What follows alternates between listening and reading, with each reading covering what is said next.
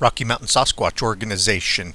We're out near Mount Hood, Oregon, searching for Bigfoot, or what the natives like to call him, Skookum.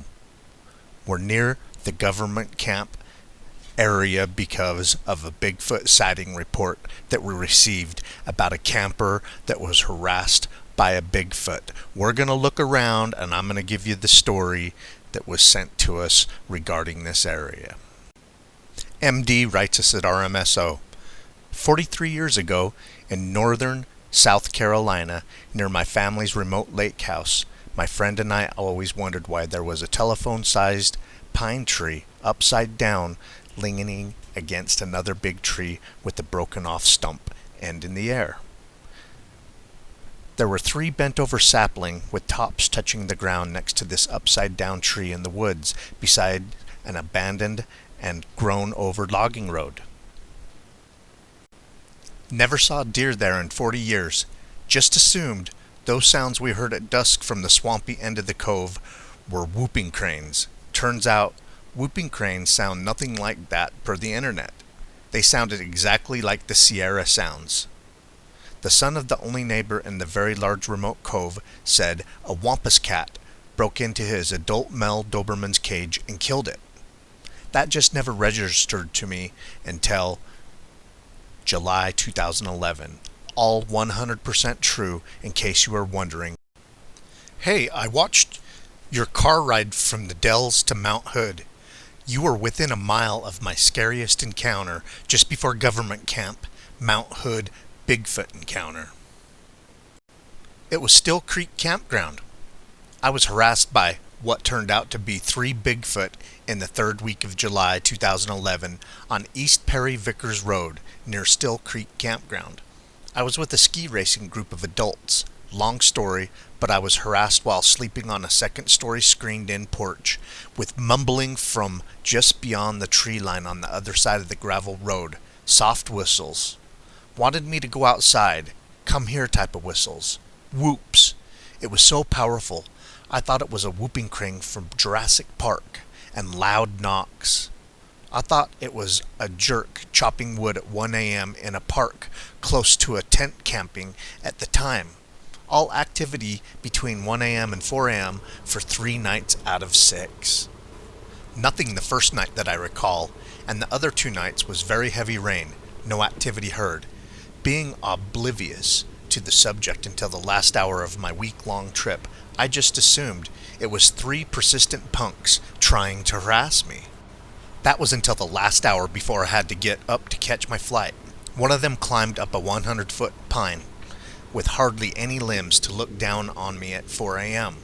Then I knew it was not human and got highly concerned and started planning escape routes if it jumped onto the roof. When I started at the tree, the other 2 behind me made frantic but soft whistles to try to get me to turn around their way. It became a test of wills. Then I think I got zapped and decided to go back to sleep. Why me? My guess is because the outdoor carpet I was sleeping on was black with mold. I'm allergic to mold. I was snoring like a pig, and I was the buffet. In hindsight, based on their actions, my impression was that they were trying to lure me out so I could be dinner. This encounter changed my world. Plus, it made me realize of my other encounters we had growing up, per the message I sent you in 2014. My parents and I were just oblivious subordinates at the time.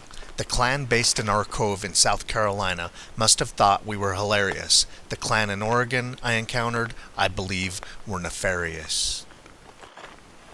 There are 2 rental houses that are almost across the street from each other. They are apparently grandfathered in before the state park was set. RMSO responds. We actually checked out Still Creek area while we were there. It's kind of odd. It doesn't look like it would serve any purpose. Reading your encounter, the one in the tree is the only one were you able to see? Were you able to determine its size or see the details, the color, or the face features? MD responds, 3 for sure. It was between 1 a.m. and 4:30 a.m. for 3 nights. It would start with really loud whoops, tree knocks, the mumbling from the tree line which kept waking me up. When I would look up, it would stop. Then would come the soft whistles to try and lure me out. In hindsight, that was by far the most scary part. I thought it was 3 punk snowboarders until 4 a.m. on the last night.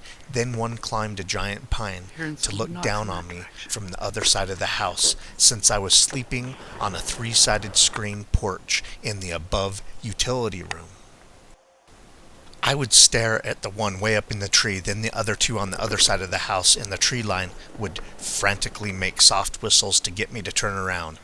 Here is where it gets strange, but this was my impression. Then I think they zapped me with a different kind of zap. I did not have a fear or a dread.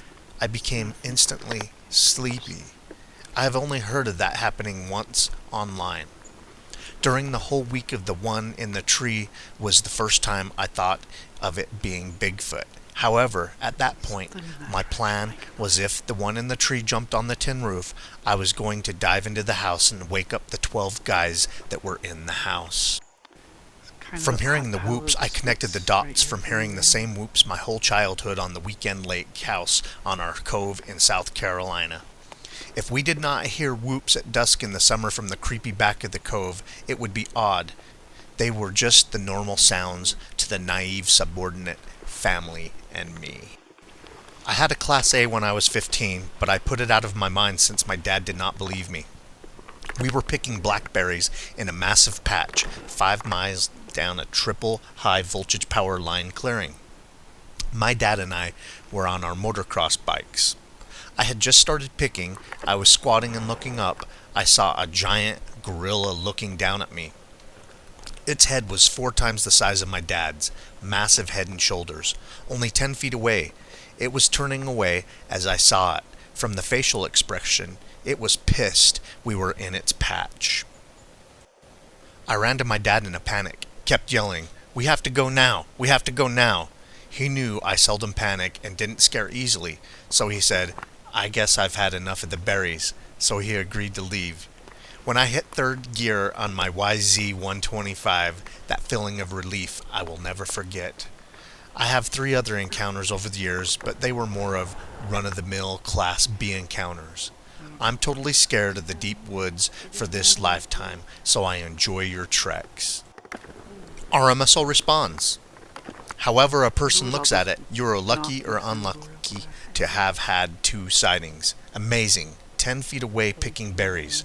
Reminds me of the Labarge Creek sighting in Wyoming. Appreciate hearing about your 2 experiences. Was this? Yeah.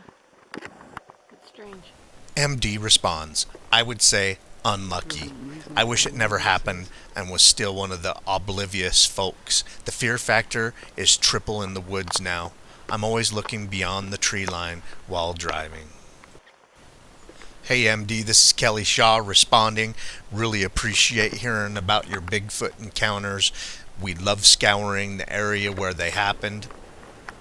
The pissed off expression on the Bigfoot's face when you were in the berries. There was another Bigfoot sighting report, and the witness took us to the spots. Bigfoot sighting hot spot on top of Monte Cristo, about 9,000 feet elevation. The Bigfoot had a pissed off look expression on his face. He was in a vehicle, a muscle car with a 350 motor, and he was getting on it, just stomping it. Don't know if Bigfoot always has a pissed off look expression, or it was pissed off at the sound of his car, or if that Bigfoot was upset at you picking the berries. Maybe their face always looks like that, or maybe really both these Bigfoot and separate encounters were upset. Repetitively. Love these Bigfoot sighting reports. We enjoy investigating. Keep on watching. We're going to keep on squatching. Noises.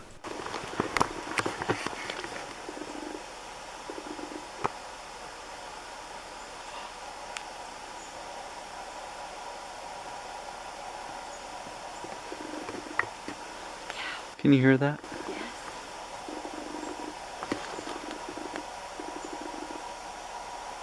Seems to be coming in different directions.